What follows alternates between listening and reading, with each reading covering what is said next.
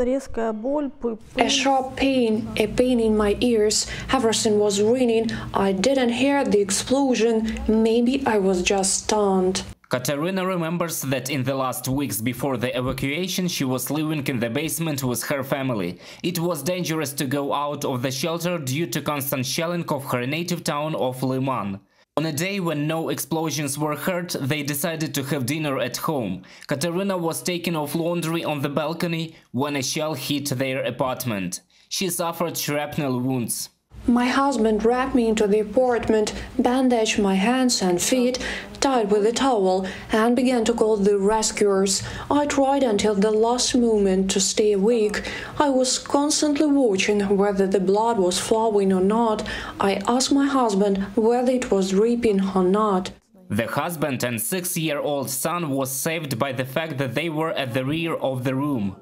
It's good that I had all the windows covered with plywood right to the plastic from the inside.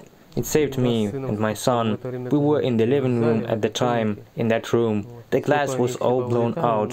The plywood didn't let it get in. It saved us. At first, Kateryna was hospitalized by ambulance in Slovyansk. Then she was transported to Dnipro. Parts of her leg and arm needed to be amputated. After a while, the woman was transported to Kyiv and then to Lviv for treatment. It was a mine blast injury, arterial abdominal wall injury penetrating with intestinal damage.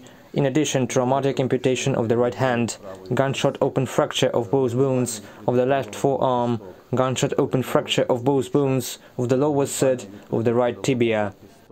Doctors struggled for the life of the unborn child to the last moment, but they could not save it. Some of the shell fragments are still unable to be removed. The doctors explained that this would be an additional stress to the patient's body.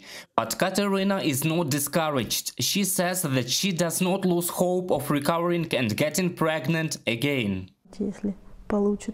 If we can, then at some time after we recovered, because our son really wants a brother or sister, we have to try. He's a good boy. He helps me in everything.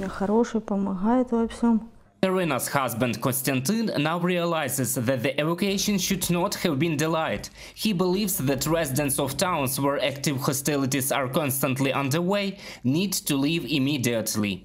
Leave everything. First of all, leave everything and move away. Don't think about it. That's what we thought too. We were saving, gathering and gaining. It was a pity to leave it all. But in the end, it was not enough.